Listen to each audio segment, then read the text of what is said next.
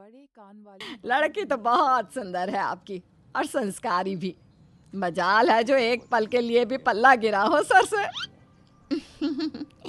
हाँ, वो तो जिंदगी भर आप तरस जाएंगी मेरी बेटी को बिना पल्ला के देखे। अरे घर के कुत्ते के सामने भी ये पल्ला करेगी, ये वादा रहा।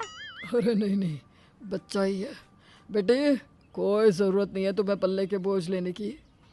होने वाले ससुर की बात सुनकर सुधा हैरान परेशान हो जाती है। अरे अरे क्या हो गया बहू?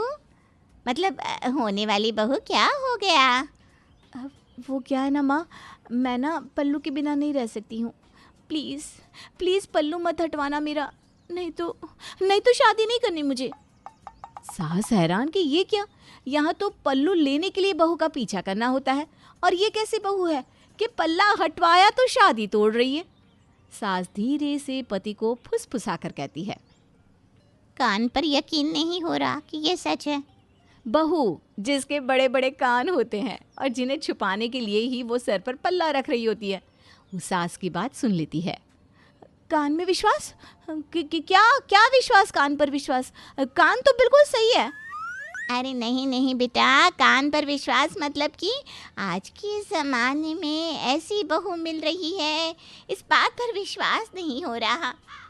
लेकिन अभी तो आपने बोला कि कान पर मतलब कि जो तुमने बोला वो हमारे कान पर विश्वास नहीं हो रहा, समझी? सॉरी सासू माँ, मैं ना मजाक कर रही थी। मुझे मजाक करने की आदत है।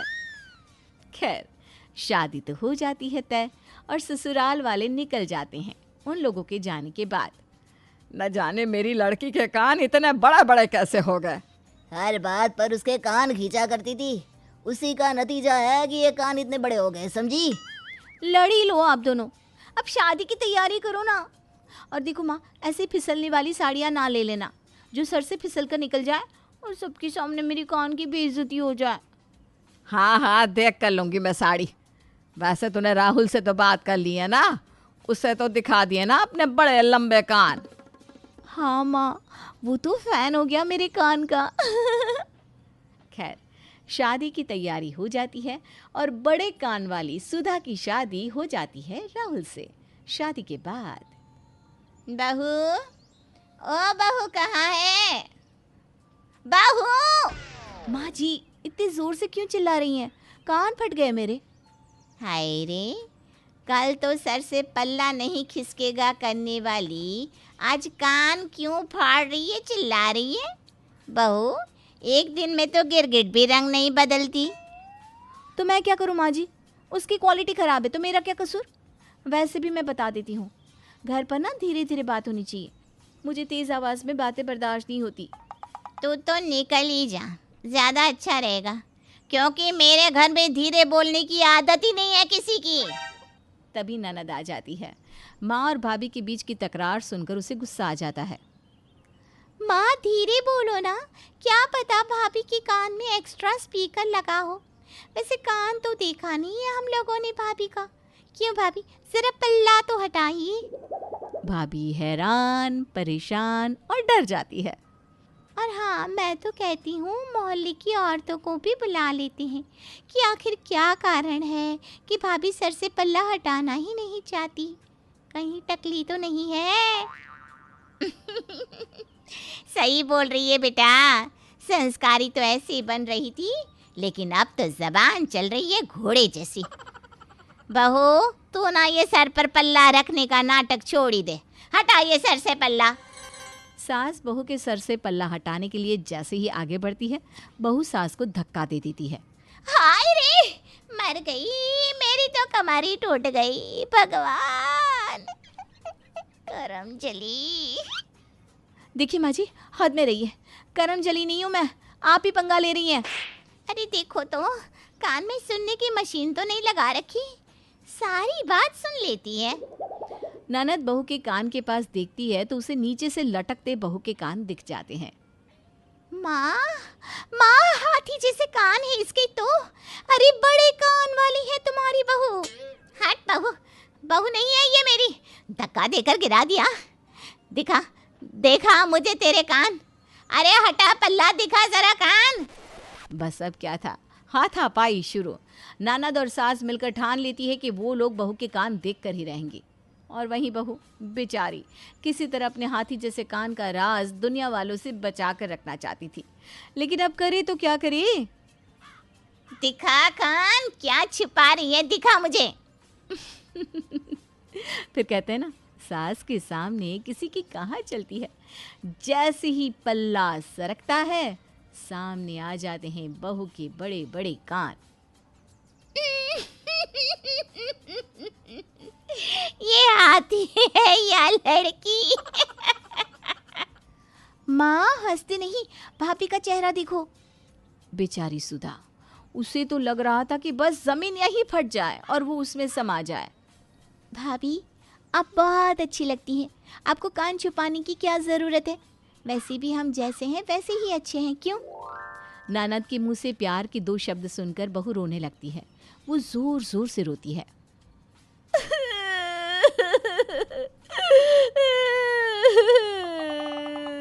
बस भाभी बस, आप तो ऐसे रो रही हैं जैसे आपकी शक्ति छीन ली गई हो। बड़े कान का दर्द आप क्या जानो ननद रानी। वाह भाभी वाह, वैसे इतने बड़े बड़े कान संभालती कैसे हैं आप? क्या बताऊं, बस यही एक राज है जो ज़माने से छुपा कर रखा था, लेकिन वो भी अब तो सिर्फ मेरा मजाक ही बनेगा। देख बहू, डील साइन कर ले मेरे साथ। इस घर में रहना है तो जबान चलाना बंद कर दे, और मैं तेरे कान का राज राज रखूंगी। वैसे इतने लंबे कान। देखिए ना दीदी, माँ को समझाइए ना, ऐसा ना करे। अब तीनों बात कर ही रहे होते हैं कि नौकरानी आ जाती है और बहू को घूरने लगती है। माँ जी ये देखिए, इसने भी। हाय रे, भाभी की ये कान इतने बड़े। हाय रे, पहली बार देखा मैंने इतने बड़े कान वाली औरत को। भाभी हाथी लग रही है, हाथी। चुप कर, और मजाल की कहीं तूने अपना मुंह खोला तो। हाँ, मेरी बहू के कान हाथी जैसे है, ये कहीं बोली ना तो। माँ जी आप तो और उसे गुस्सा दिला रही हैं, प्यार से बोलिए ना। देखो कमला, मेरे बड़े कान के बारे में किसी से ना कहना प्लीज़। मैं ना तेरे 1000 रुपये बढ़ा दूंगी, बस तू ना मुंह ना खोलना। 1000? नाना ये तो कम है। वाह, सोना खरीद रहे हैं ना हम, जो इतना कम लग रहा है। हाँ हाँ ठीक है, 1000 रुपये ओके। बहू का क्या, अब रोज का ही स्यापा हो जाता है। कभी किसी को रिश्वत तो कभी किसी से डर। वो परेशान हो जाती है कि तभी। अरे मेरी राजकुमारी को क्या हो गया, क्यों परेशान सी हो रही हो? ना ना कुछ नहीं, किसी का मैं परेशान हूँ? मैं बिल्कुल परेशान नहीं हूँ। पति मान जाता है, वो काम पर निकल जाता है। बहू बैठी ही होती है कि खिड़की से पड़ोसन घुरती है। हाय रे, इतने लंबे कान कैसे? अरे तभी तभी तेरे सर पर बल्ला रहता है। उफ, ये पर्दा लगाना कैसे भूल सकती हूँ मैं। बहू पर्दा लगाने के लिए उठती ही है कि अरे विमला की अम्मा, आना जरा इधर। अरे चुप कीजिए ना, क्या कर रही हैं आप? प्लीज़ ये बात किसी को मत बताइए प्लीज़। बहू सर पर पल्ला कर लेती है। क्यों ना बोलूं? अरे तेरी सास ने कम मजाक उड़ाया मेरे सांवले रंग का। कितना बोलती थी मुझे, अब देखो खुद की बहू कैसी आई है। तो उनकी पापों की सजा मुझे क्यों दे रही हैं आप? मेरी क्या गलती है, बोलिए। वैसे मैंने सुना ही था, लेकिन आज देख भी लिया। देख लिया? अरे हाँ देख लिया तो कोई बात नहीं, पर किसी को बताइए तो मत। मैं ना आपको रोज़ नाश्ता बनाकर खिलाऊंगी, वो भी खिड़की से, किसी को पता भी नहीं चलेगा। देखिए आज ना मटर पनीर बनाए हैं, लेकर आऊँ? वो तो लेकर आ। सुना था मैंने बड़े कान वाले नाटंकी होते हैं, आज देख भी लिया। बहू को गुस्सा तो बहुत आता है, लेकिन करे क्या। 1000 रुपये की लालच में नौकरानी का मुंह बंद कराया। सास से बहस नहीं कर सकती, और अब ऊपर से ये पड़ोसन। बहू परेशान सी ही रहती है कि कोई और उसके सर ना चढ़ जाए कि तभी सास की आवाज़ आती है। अरे करम चली कहाँ चली गई? चाय क्या तेरी अम्मा बनाएगी? माँ जी, करम जली शब्द से नफरत है मुझे। और रही बात मेरी माँ की, तो माँ तक तो ना ही पहुँचो, नहीं तो मैं भी आपकी माँ के सारे कर्म गिना दूंगी। क्या कहा बड़े हाथी जैसे कान वाली? रुक तो। तभी नौकरानी, भाभी पैसे एडवांस चाहिए, 1,000 रुपये बढ़ाकर। अरे ऐसे कैसे? पैसे नहीं है मेरे पास, महीना खत्म हो जाए तब ले लेना। दे दो भाभी, वरना जानती हो ना कहाँ कहाँ तक बात जाएगी। तभी पड़ोसन का मैसेज बहू के फ़ोन पर आता है। क्या बना है आज? हाय रे, बड़े कान ने तो जीवन नरक ही कर दिया। बहू सोच लेती है कि वो प्लास्टिक सर्जरी से कान ठीक करवा लेगी। वो शाम को पति से सारी बात कर देती है। ओहो, तो ये बात थी तुम्हारी परेशानी की। है क्या तुम्हारे पास इसका इलाज? बताओ।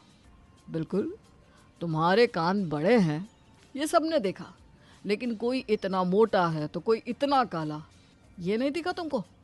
चलो, मैं तुम्हारी प्लास्टिक सर्जरी करवा भी देता हूँ, लेकिन फिर क्या? अरे भगवान ने जिसको जैसा बनाया है उसे उसमें खुश रहना आना चाहिए, क्यों? अब सुधा को पति की बात समझ में आती है। अगली सुबह नहा धोकर वो किचन में जाती है, सास को चाय देती है। पास खड़ी होती है नौकरानी, दोनों बहू को घूर रही होती है। जानते हैं क्यों? क्योंकि आज उसने पल्लू से अपने कान छुपाए नहीं, बल्कि बालों को कान के पीछे करके खुलकर अपने कान दिखाए हैं। तो कैसी लगी कहानी आपको? कमेंट में ज़रूर बताइएगा।